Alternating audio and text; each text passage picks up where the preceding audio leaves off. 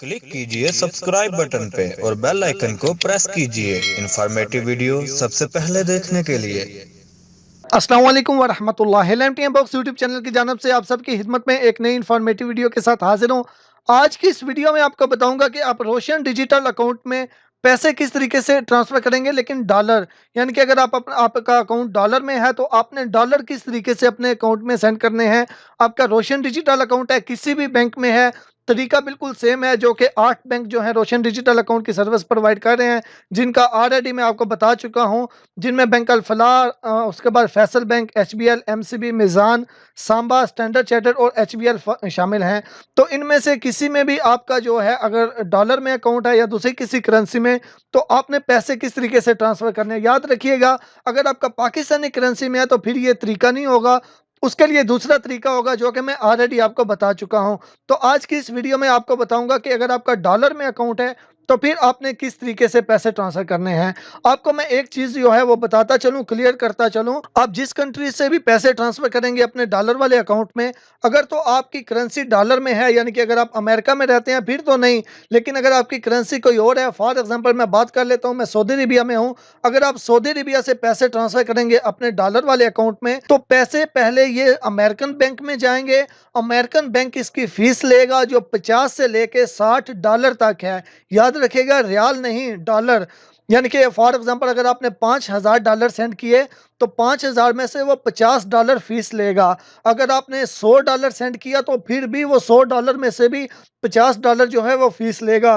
तो इसलिए अगर आपका डॉलर में अकाउंट है तो आपने सेविंग करके 3-4 महीने इकट्ठे पैसे भेजने हैं, क्योंकि अगर 15 दिन बाद आप थोड़े थोड़े करके भेजेंगे तो हर, यानी कि थोड़ी ट्रांजेक्शन हो या फिर ज्यादा ट्रांजेक्शन हो, आपकी ये 50 से लेके $60 के दरमियान जो फीस है ये लाजमी लगेगी। अब याद रखिएगा, सऊदी अरेबिया से अगर आप भेज रहे हैं तो सऊदी अरेबिया का जो बैंक होगा, वो बैंक जो सऊदी रियाल में आपसे फीस लेगा, 14 रियाल, 20 रियाल जितने भी होते हैं, वो फीस अलग है। वो फीस यहाँ पे शो नहीं होगी। जो डॉलर में आपसे फीस लेंगे वो यहाँ पे शो नहीं होगी।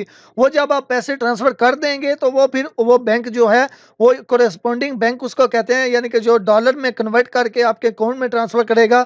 यानी कि यहाँ से तो आप रियाल भेजेंगे, तो रियाल को वो डॉलर में कन्वर्ट करके आपके अकाउंट में भेजेगा, तो वो उस चीज़ की फीस लाजमी लेगा। अगर आप ऐसे कंट्री में जहाँ पे ऑलरेडी डॉलर है तो फिर वो फीस नहीं होगी, क्योंकि वो बैंक ही, यानी कि उसकी करेंसी ही डॉलर में है। तो अब बात करते हैं, मैं बता देता हूँ आपको, सऊदी अरेबिया से अगर आप भेजेंगे तो कैसे भेजने हैं। आप जिस कंट्री में अवेलेबल है उसके मुताबिक जो आपका बैंक होगा उसके मुताबिक बिल्कुल इसी तरीके से बेनिफिशियरी आप ऐड करके तो भेज सकते हैं। तो मेरा दोस्तों ये अकाउंट है मिजान बैंक का, डॉलर में है। किसी भी बैंक का अकाउंट है, बिल्कुल सेम ये सिस्टम होता है।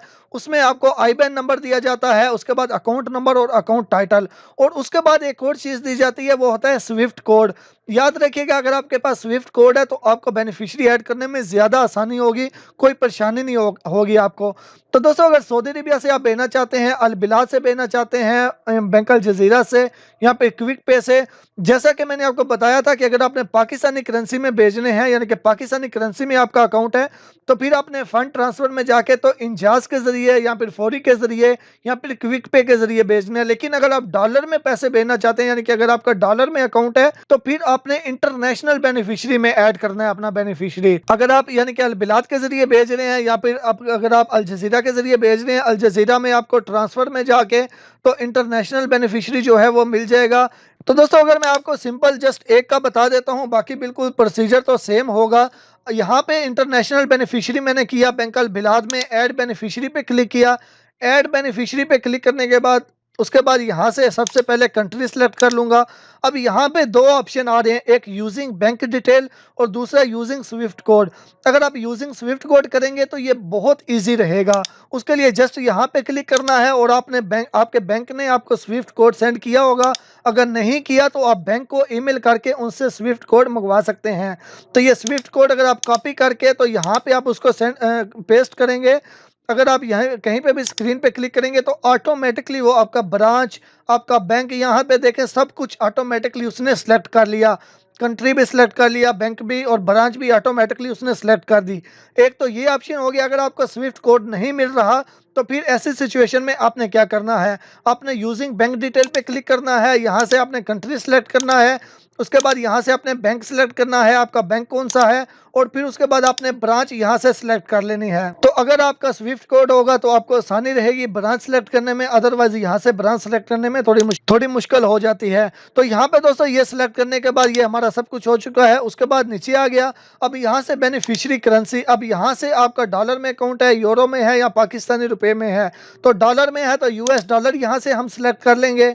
यूएस डॉलर सेलेक्ट करने के बाद उसके बाद बेनिफिशियरी फुल नेम, यहाँ पे अपना फुल नेम लिख लीजिएगा। उसके बाद आ जाएगा अकाउंट नंबर, आपने यहाँ पे अपना आईबैन नंबर लिखना है, इंटरनेशनल बैंक अकाउंट नंबर, वो लिख लिया। उसके बाद आएगा बेनिफिशियरी ब्रांच एड्रेस, तो आपका जो ब्रांच का एड्रेस है वो क्या है, आप वो सिंपल लिख सकते हैं, वो लिख लीजिएगा, लेकिन कोशिश कीजिएगा कि सही लिखिएगा, जो कि आपकी जिस सिटी में भी ब्रांच है आप वो लिख लीजिएगा। उसके बाद बेनिफिशियरी निक नेम कोई भी लिख सकते हैं, मैंने सिंपल लिख लिया तैयब मिजान यूएसडी, यानी कि मेरा मिजान में डॉलर में अकाउंट है वो लिख लिया। गुलबई साइड ब्रांच है वो लिख लिया। उसके बाद एड्रेस जो है वो हम लिख लेते हैं, मैं सिंपली कराची गुलबई लिख लेता हूं।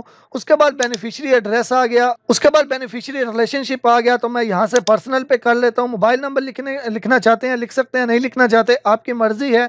उसके बाद टर्म्स एंड कंडीशंस को एग्री करके तो आपने प्रोसीड पे क्लिक करना है। प्रोसीड पे क्लिक करेंगे, सारी डिटेल फिर से आएगी, तो उसके बाद आप इसको कन्फर्म कर देंगे। कन्फर्म करेंगे तो आप इसको एक्टिवेट कर सकते हैं। हर बैंक का एक्टिवेशन का अपना अपना तरीका होता है। बैंक का बिलात का ये तरीका है, आपको कॉल आती है, कॉल आने के बाद आपको यहाँ पे स्क्रीन पे जो है वो कोड भी शो होता है, जो कोड यहाँ स्क्रीन पे शो होता है वही कॉल पे आपने देना होता है, तो आपका वो बेनिफिशियरी जो है वो एक्टिवेट हो जाता है।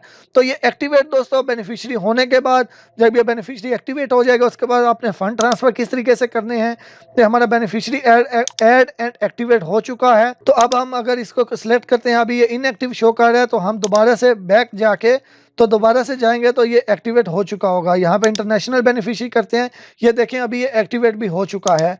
तो बेनिफिशियरी को सिलेक्ट करते हैं, तो दोस्तों बेनिफिशियरी को सिलेक्ट करने के बाद यहाँ पे अमाउंट आप यहाँ पे नीचे देखें लिखा हुआ है सऊदी रियाल, और यहाँ पे ऑप्शन है बेनिफिशियरी करेंसी, यानी कि बेनिफिशियरी की करेंसी कौन, अगर यहाँ पे करेंगे तो ये ऑटोमेटिकली यहाँ पे यूएस डॉलर दे देगा, यानी डॉलर में अगर आप लिखना चाहते हैं आपकी मर्जी है।